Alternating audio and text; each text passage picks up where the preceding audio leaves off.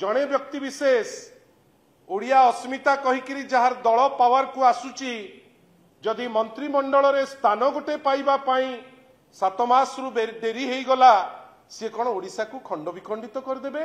Bharatiya Janata party रो वरिष्ठ विधायक संबलपुर रु जी प्रतिनिधित्व करुचंती वर्तमान श्री जयनारायण मिश्र आज जो तांकर वक्तव्य रखिचंती मु केवल एतिकी कहिबी दल तरफ जे से प्रश्न उठेइचंती ओडिशार अखंडता उपरे एवं ओडिशार अस्मिता उपरे। एप्रिल 1, 1936 रे भाषा भित्ति रे गठन होइथिबा ओडिशा होउची प्रथम राज्य। 2036 रे आमे पालन करिबा 100 वर्ष पूर्ति हब आमर स्वाधीन ओडिशा गठन हबार 100 वर्ष पूर्ति हब।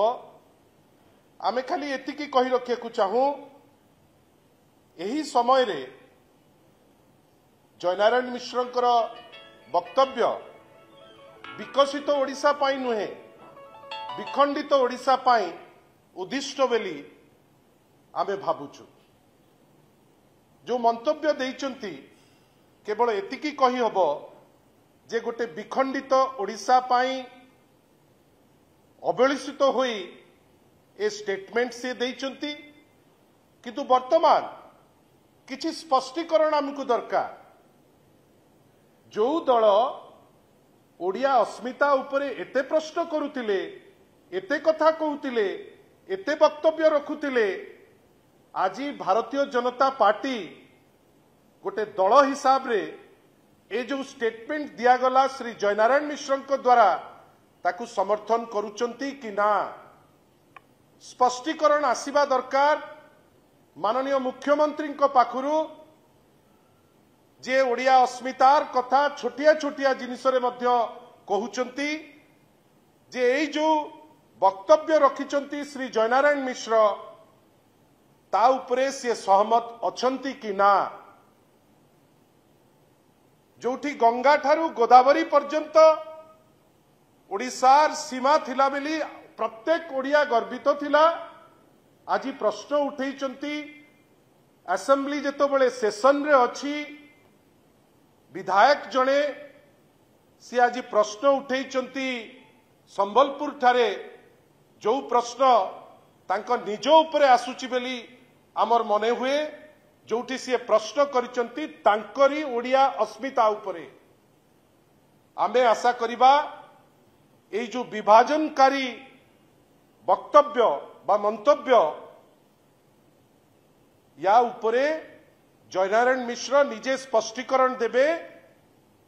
आउ जदि सेटा तांको दलर मत नुहे आउ जदि सेटा माननीय मुख्यमंत्री कौन कहउचंती तापरे से क्षमा प्रार्थना करिवे समग्र ओडिशावासी पाखरे।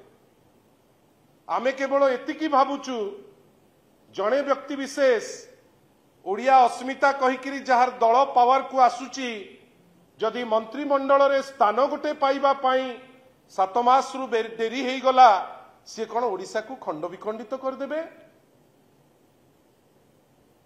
जदि तांकर किछि व्यक्तिगत असूया मनोभाव थाए एवं तांकु मंत्री करा न जीव बेली किछि उद्देश्य थाए आमर मने हुए बोध हुए से बासना जयनारायण मिश्र पाइलेनी जोथि पाई ए विभेदकारी ए विशोधगार एवं ए कौन कहिबा जोठी जानी शुणिकरी किछि टिप्पणी दौचंती से माने ओडिशा उपरे ओडिशा राज्य उपरे आमे तो एतिकी आशा करिबा जे भारतीय जनता पार्टी हो किमा जयनारायण मिश्र हो से जेते चेष्टा कले भी ओडिशा को सी भाग भाग करि परिबे नाही।